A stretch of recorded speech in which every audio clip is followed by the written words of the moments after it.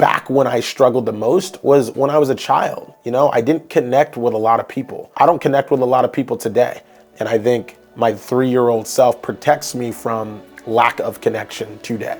This video is going to be a little storytellish, but bear with me. I was adopted at the age of 3 from Baton Rouge, Louisiana. And coming to a place like Vermont, you don't really have a clue, if you're not a person of color, the impact that that will have on you as a human being.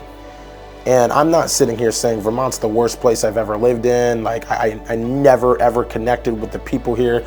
That's not where I'm trying to go with this story at all. I'm more so trying to say, when you come from a place of adoption, especially when it's a closed adoption, you have so many different questions about who you are, where you're from. And it's not just who your parents are. It's not just what they might have been like.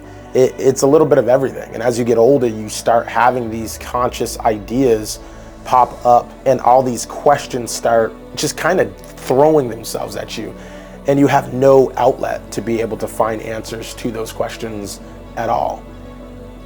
A couple years ago, started a project, and my birth aunt had actually reached out to us after 20 some odd years of not knowing where we were, and it was a whole thing. And this project was something that I really wanted to make happen. It was something that I was very sure I wanted in my life, all the way up until I met them.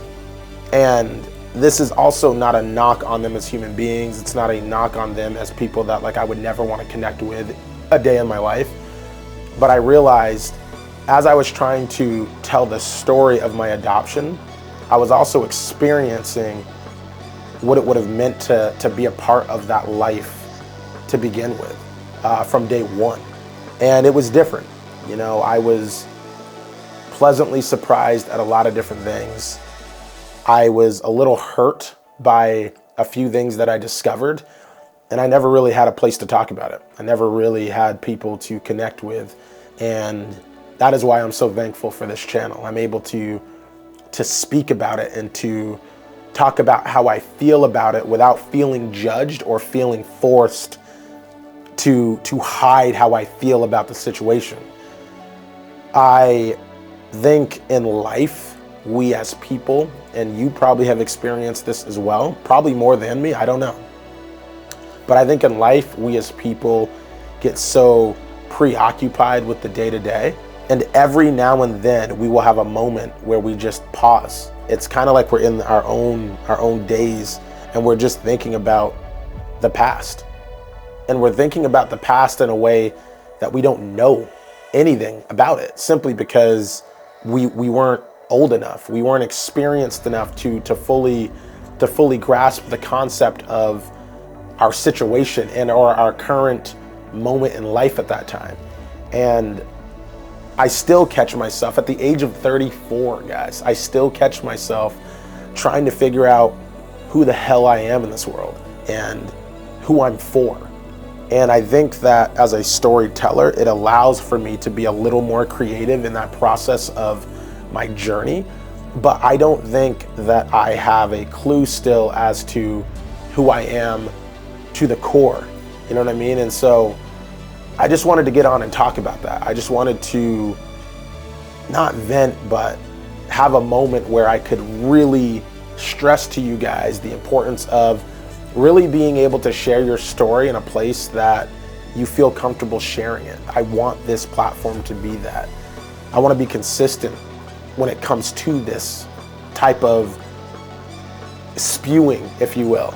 I believe so heavily in process, and I think part of who I am today is because of my adoption, right? There's so many stories that I want to tell. My company is literally called Invisible Productions. There's so many invisible stories about adoption. There's so many people that struggle with it. And I would say back when I struggled the most was when I was a child. You know, I didn't connect with a lot of people. I don't connect with a lot of people today. And I think my 3-year-old self protects me from lack of connection today, which is a whole day. And we will share that one day. But again, I just wanted to get on here and talk to you guys real quick about this idea of feeling alone, feeling lack of connection, feeling lack of trust in many situations. And I work on that, Those are things that I just work on a regular basis. When I'm around a lot of people, again, as a cinematographer, as a person who owns a professional basketball team called the Vermont Coyotes, as a person who owns a production company, I'm around so many people constantly. However, I always find a way to find space where I can just think and just be by myself and learn a little bit from a past self that is still so strange to me. Yeah. Peace.